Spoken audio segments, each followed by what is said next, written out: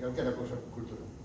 E, por suposto, ao Instituto de Estudios Valdeorreses, e Aurelio é o seu representante neste caso, presentador, casi que o teño como presentador oficial de cabecera, porque sempre que teño que preguntar algo, chamo, mira Aurelio, teulle aí un libro que acabamos de editar e tal, ven pa aquí, enseguida se pon en marcha, organiza e dá gusto. Despois quero deixar patente, como tamén o dixo Aurelio antes, que os beneficios deste libro van a parar a Cociña Económica, que é unha entidade sin ánimo de lucro que está dando de comer a moitísima xente desfavorecida desde o 1886. Entón, todos os beneficios que a min me corresponden, claro, falo de editoriais e demais, pero os que me corresponden a mí como escritor van a ir a parar a Cociña Económica.